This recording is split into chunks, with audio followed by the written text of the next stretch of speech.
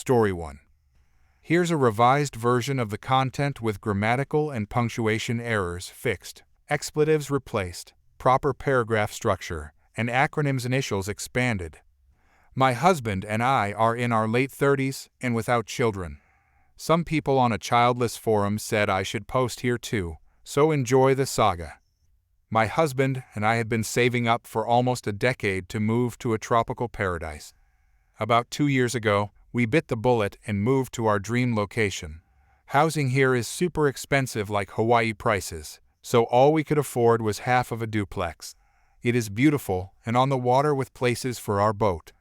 Unfortunately, Karen, Billy Bob the boyfriend, and her 3 unruly children live in the other unit. Setup. There was a period of time we just went for a week here and there, but we live here full-time now. The entire duplex was owned by an older gentleman who rented out both sides. The sides do not match at all. One side is a 5-bedroom, 3-bath. The other side of the duplex is a 2-bedroom, 1-bath. We bought the 5-bedroom.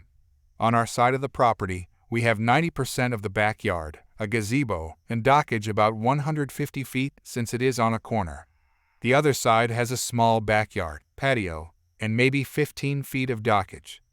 The rental leases say the renters are entitled to their specific backyards, but there were no fences or anything, so all the renters shared the entire backyard. After we bought the house, Karen immediately tried to throw her weight around, saying they expected to continue with that privilege. I told her if she asked politely, we would try to accommodate her. She thought this meant she could use our backyard whenever she wanted. Party incident.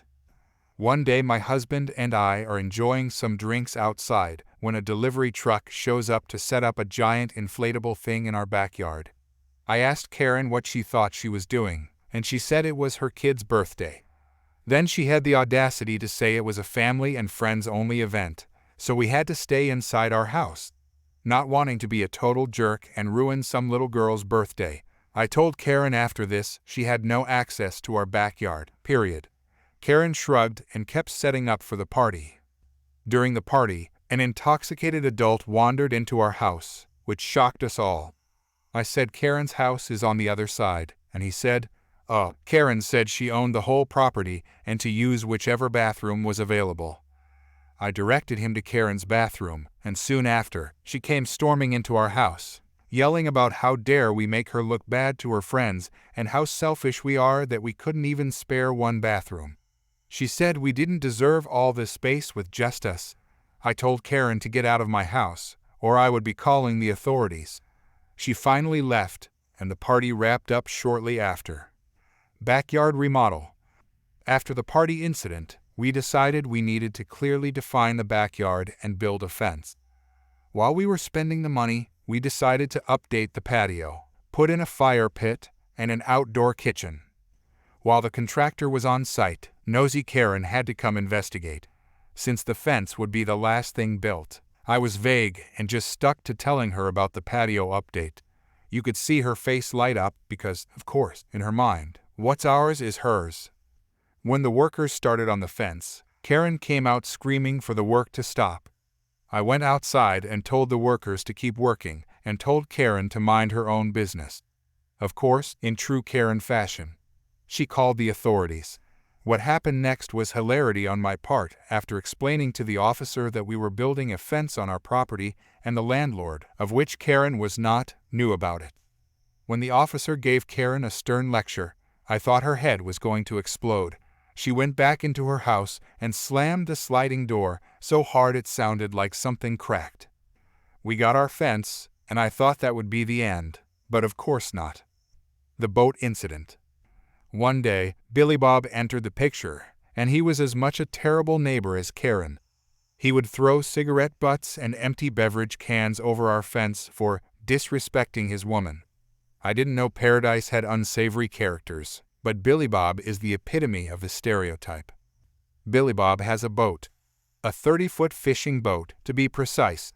Of course, that side of the duplex only has 15 feet of dockage. Since we have so much dockage and only one boat, we rent out the other dockage spots on a month-to-month basis. People come and go, so if we don't receive rent from them by the end of the month and the boat disappears, we think nothing of it.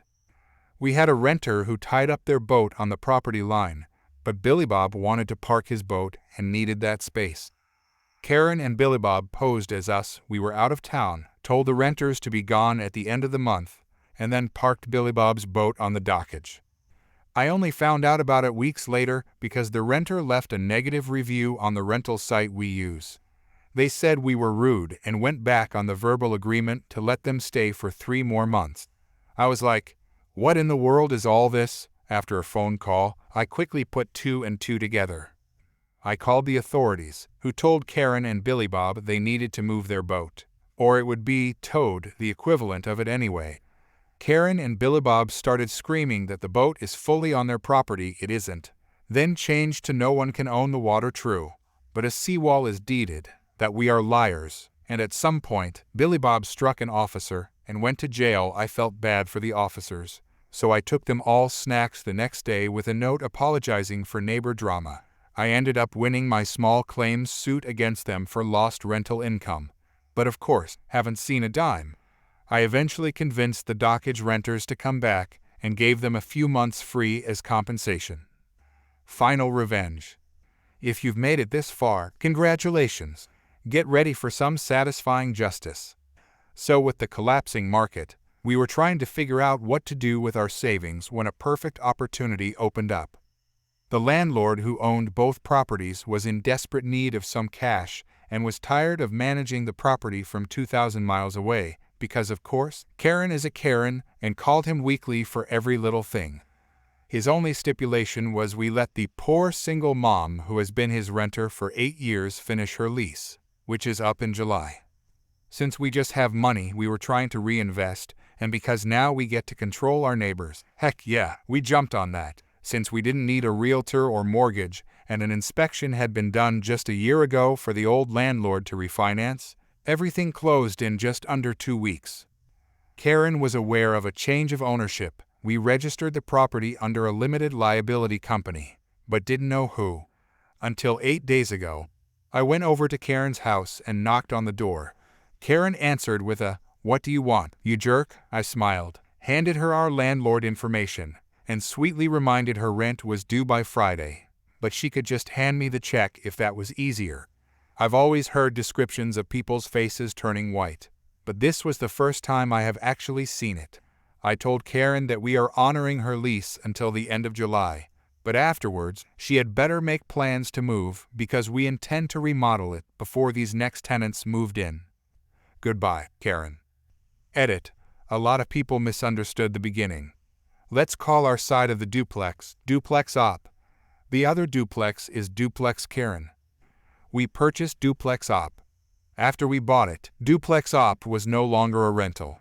Both Duplex Op and Duplex Karen were for sale independently, but we only had the money to buy Duplex Op.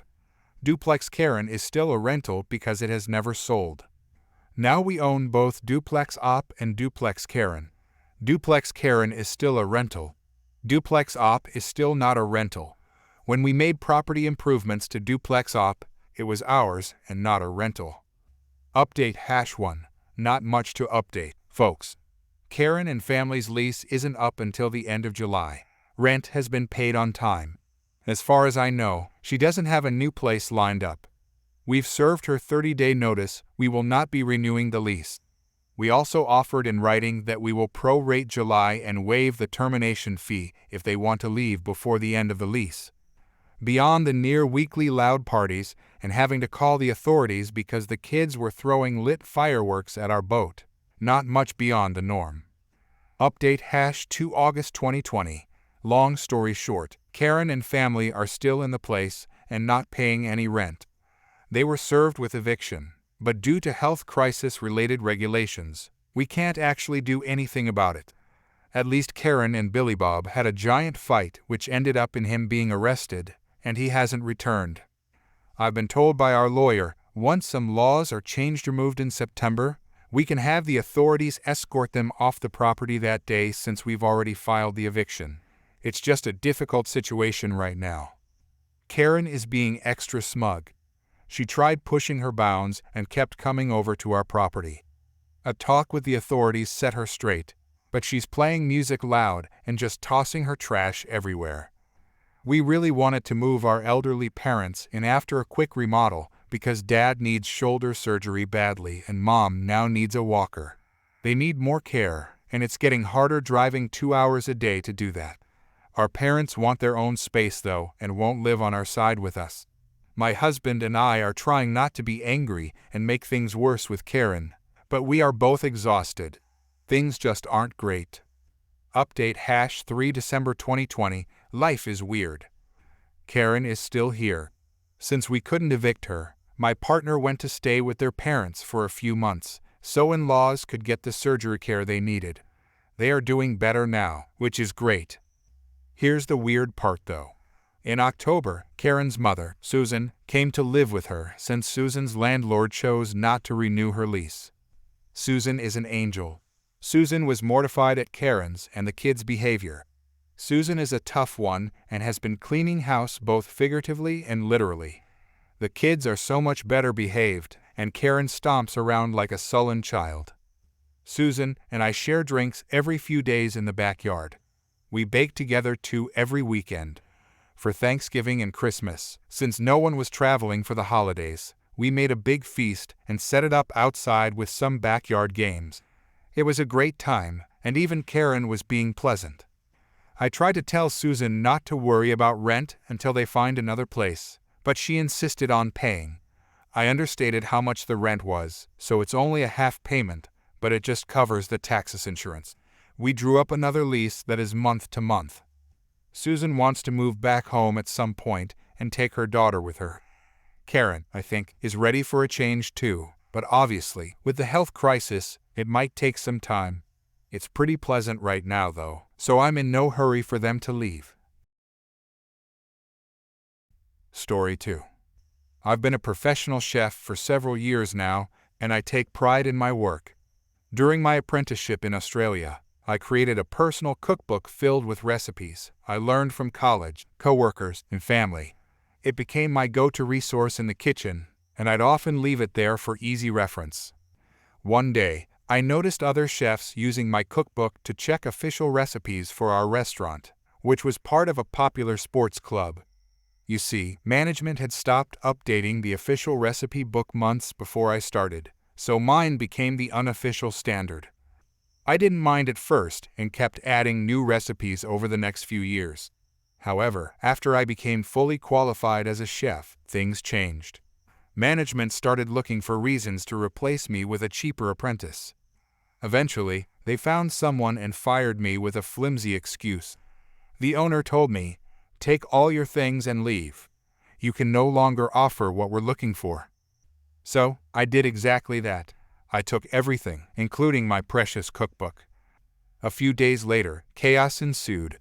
The club's reviews started tanking, with complaints about bland food, dry cakes, and inconsistent classic recipes. At one point, there were 50 negative reviews in a single day, a massive number for our town. About a week later, I received multiple calls from the sports club. I finally answered one, and here's how the conversation went. Manager: "Hey, we need that recipe book back. The kitchen's falling apart without it." Me: "Excuse me? That's my personal cookbook with my recipes. You told me I couldn't offer what you were looking for, remember?" Manager: "Look, we can give you your job back. Let's just let bygones be bygones." Me: "Thanks, but no thanks. I already have a new job." I hung up, feeling pretty satisfied. I started using my recipes at my new restaurant, and soon enough, we were attracting regulars from the sports club. After about 3 months, some high-level managers from the club visited our restaurant. They had the audacity to demand I give them my cookbook. One of them said, "It would be much more beneficial for the community if we had it." My new head chef, overhearing this, laughed in their faces and said, "Piss off. That book belongs to my chef." The entitlement didn't stop there. A few weeks later, I received an unexpected visitor at the restaurant, the owner of the sports club himself. Let's call him Mr. Entitled. "Mr. Entitled, I heard you've been causing quite a stir with our former customers." Me: I'm just doing my job. Sir, how can I help you? Mr. Entitled, cut the act. We both know why I'm here. I want that recipe book back. Me, I'm sorry, but that's not going to happen. Those are my personal recipes. Mr. Entitled, listen here, you ungrateful little chef. We gave you your start. You owe us. Me, I don't owe you anything. You fired me, remember? Mr. Entitled, that was a misunderstanding. We can make it right. Name your price. Me, it's not about money. This book represents years of my work and creativity. Mr. Entitled, don't be difficult. Think about the community. The club has been a staple for years. Me, and now my new restaurant is becoming one too. Funny how that works. Mr. Entitled's face turned red with anger. He slammed his fist on the counter, causing a few nearby customers to turn and stare. Mr. Entitled, you'll regret this. I have connections in this town. I can make things very difficult for you and this little restaurant. My head chef, who had been quietly observing, stepped in at this point. Head chef, is that a threat? Because it sounds like one. I suggest you leave now before we call the authorities. Mr. Entitled glared at us both, then stormed out of the restaurant, muttering under his breath. After he left, my head chef turned to me with a grin. Head chef. Well, that was entertaining. I think we might need to add Entitled Club Owner's Tantrum to our menu. It seems to be quite popular these days. We shared a laugh, and I felt grateful for having such a supportive boss. It's been about 2 years since that incident. Our restaurant is thriving, and I'm earning significantly more than I did at the sports club. We didn't take all their customers, but it was enough to scare away some investors and damage the reputation of their management. The last I heard, the majority of their kitchen staff quit, citing lack of support and organization from upper management. Their food quality took an even bigger hit after that. As for Mr. Entitled and his sports club, they're still struggling to recreate the recipes that made them famous. Maybe next time they'll think twice before undervaluing their staff and their contributions. Story 3. Back in high school, I was dating my current girlfriend. She's gotten better throughout the years, but in high school, she had bad anxiety. I'm talking fear of public speaking so bad she can't present in front of people at all. She's overly concerned with her appearance and what others think of her, and a bunch of other issues. Now there's this girl who has been harassing my girlfriend. We'll call her Becca since day one of high school for no reason. We will call her Frustrating Bully. Use your imagination for what it stands for. It all started on the first day of school at an assembly. While a person was giving an important speech, Frustrating Bully and her friends were being obnoxious and loud. Becca then turned around and very politely asked them to keep it down. Frustrating Bully then proceeded to verbally attack her, and Becca just said, "Be quiet, no one cares," and turned back around. Frustrating Bully proceeds to be an obnoxious troublemaker the rest of the assembly by trash-talking her and kicking her chair. Frustrating Bully and Becca luckily had no classes together, as Becca is in all honors and Frustrating Bully is in all slow classes. Nonetheless, after school, when Frustrating Bully would see my girlfriend, she would harass her and call her names and such. Fast forward a year, and there have probably been 15 separate incidents of verbal assaults on Becca from Frustrating Bully. I met her, and we quickly hit it off and started dating. About 1 month goes by when my girlfriend and I are hugging after school when we encounter Frustrating Bully. Frustrating Bully, being, well, a frustrating bully, quickly started talking trash, saying things like "you" and "go somewhere else" and insulting me. Particularly, I didn't care, and I said, "Can you be quiet? If you don't want to see it, don't look or leave." Now, at the time, I didn't know the history between my girlfriend and Frustrating Bully. Frustrating Bully starts to insult my girlfriend, and whereas my girlfriend had always just never acknowledged her, I was different. I went off on Frustrating Bully, and we were in a verbal altercation for probably 3 minutes before my girlfriend snapped and insulted her. The insults then went from focused on me to her. I finally said something that shut her up, and she was silent. I could tell my girlfriend was very upset. And as we were walking away, frustrating bully's friends came out of the bathroom and insulted her. And that was the straw that broke the camel's back.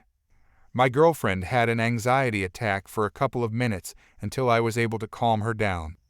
That, combined with other unrelated events, were pushing her towards a mental breakdown. Luckily, I was able to prevent it. This enraged me. During the fight, she was constantly threatening me with acts of harm, and it really did seem like she was about to hit me. I used this to my advantage. Not wanting to cause Becca any harm, I did this alone. I accidentally tripped her in the hall. I did it in such a way that it looked like an accident.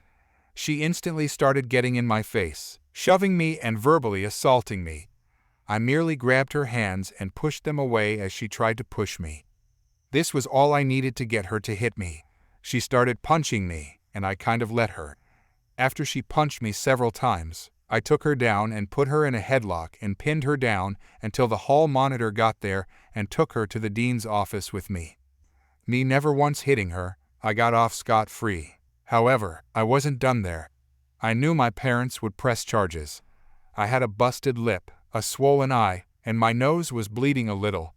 Because there are cameras everywhere, it was pretty much an open and shut case, especially because I did nothing that deserved that kind of response, and me pinning her was self-defense.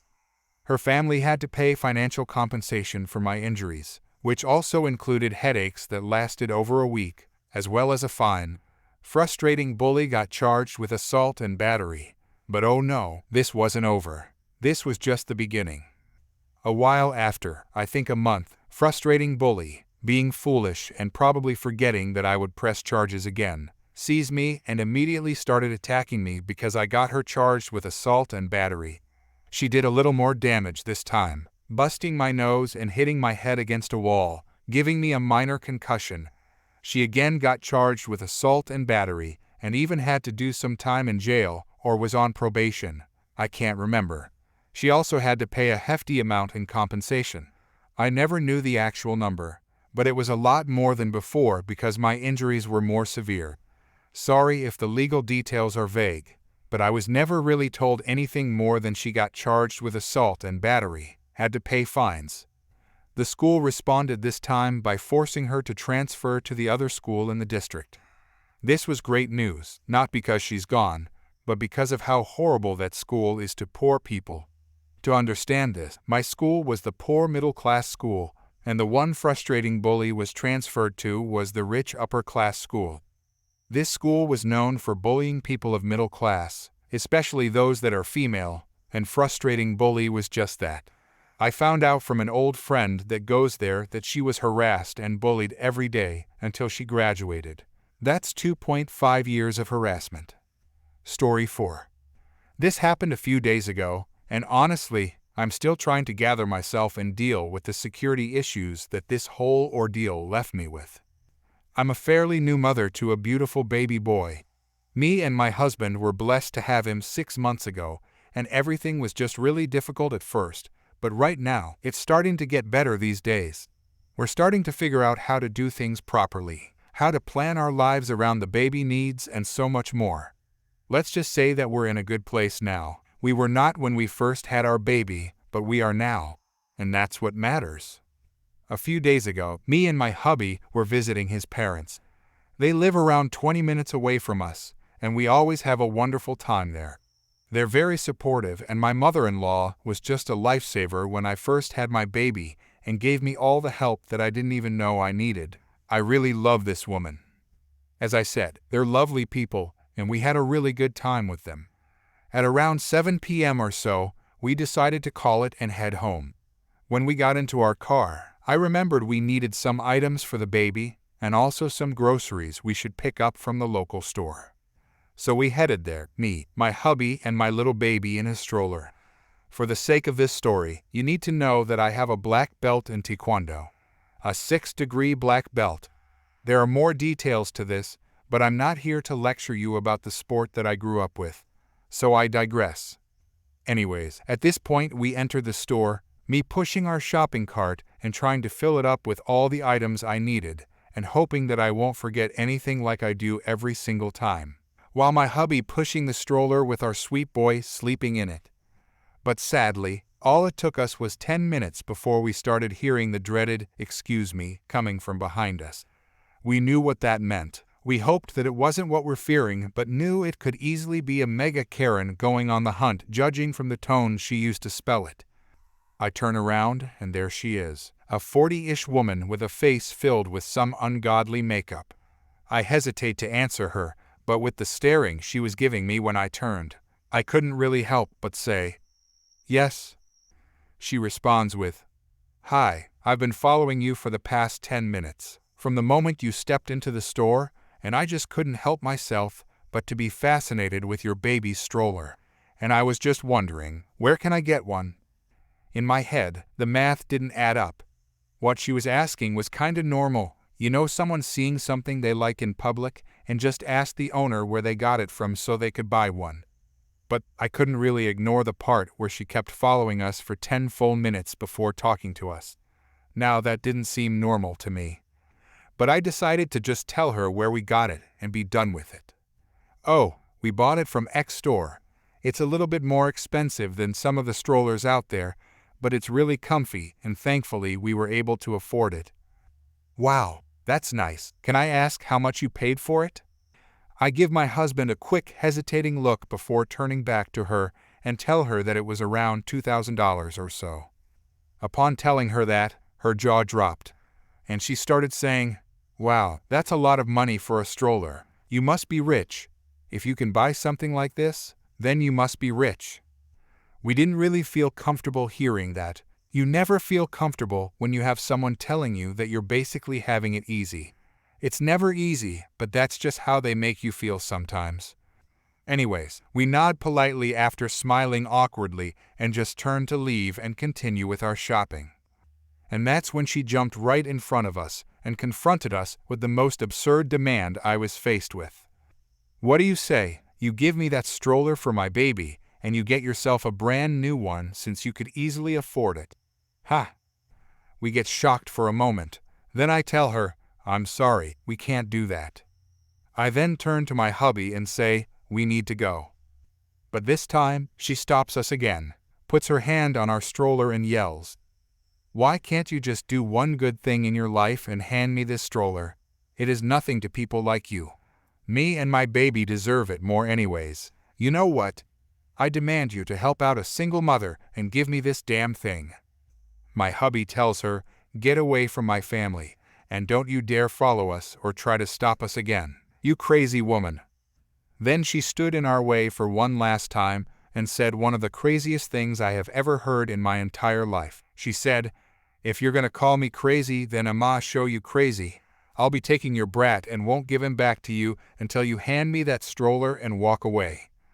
And as she was saying this, she stretched her hands into our stroller, trying to grab our baby and take him away. I saw red.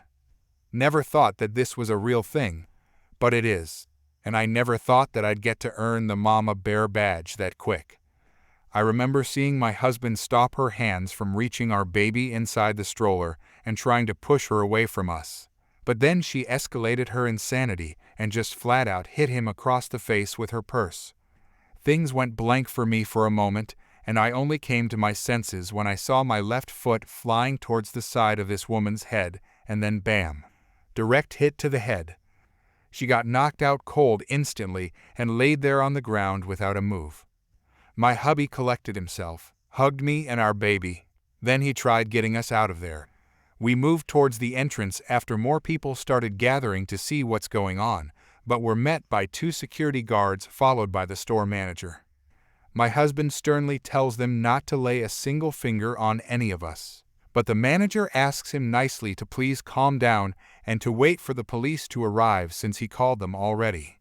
Some woman is laying there on the ground, and he can't just let us go before this whole thing gets sorted out by the cops. We comply, wait for a bit, and then the cops arrive shortly after. 2 of the cops moved towards us, while the other 2 went with the manager to check the footage. At the time, Karen was starting to wake up. The imps were around her when she opened her eyes, and she started shrieking. More like wailing. It was horrifying to listen to. The cops were nice enough not to detain me or my husband until they figured out what went down, especially after they saw how shaken I was. They got our side of the story, which was eventually confirmed by the security footage and some other customers that witnessed what happened.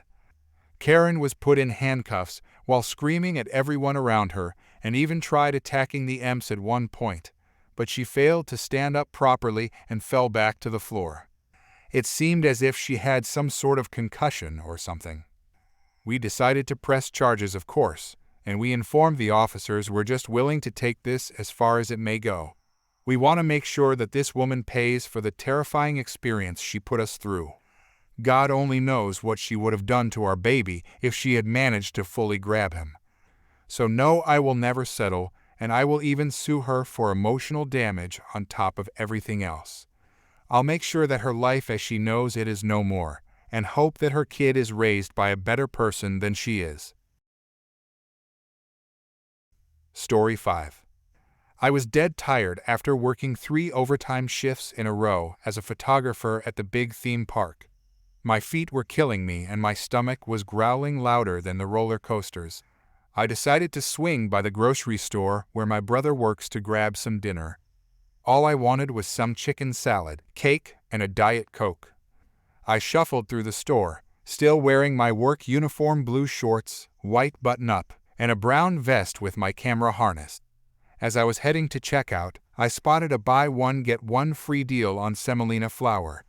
My brother had been bugging me to make lasagna, so I figured I'd grab some to make pasta from scratch. While I was standing there trying to decide how many bags to get, I heard a kid's voice behind me. Kid, a quiet borderline? I turned around, wondering who was talking to me.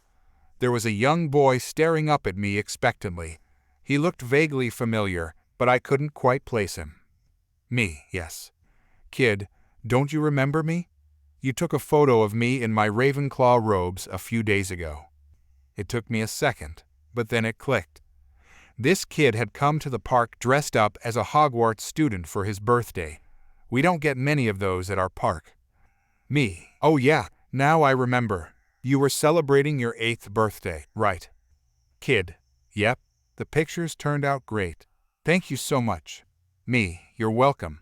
Say, where are your folks? Kid, Mom sent me here to get a box of cake mix. Me, well, let's go get it for her then. I helped the kid find the cake mix and walked with him back to his family.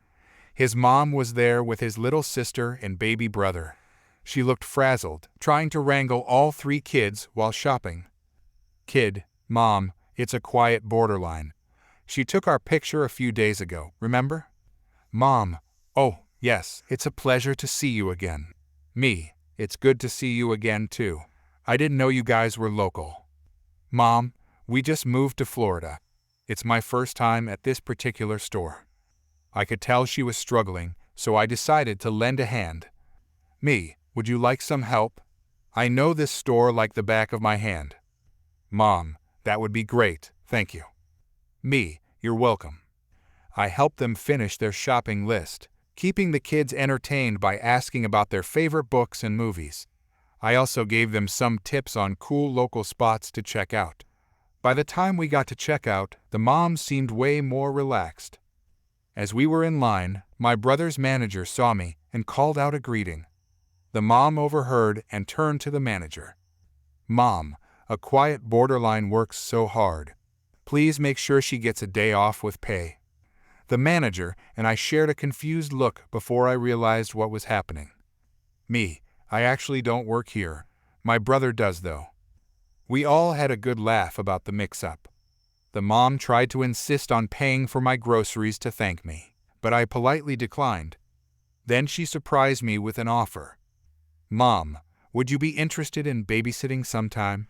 The kids really seem to like you. I thought about it for a second before agreeing. Why not? The family seemed nice enough. That was about 5 years ago now. I ended up babysitting for them regularly, and we've stayed friends ever since. It just goes to show that sometimes a little kindness can lead to unexpected connections.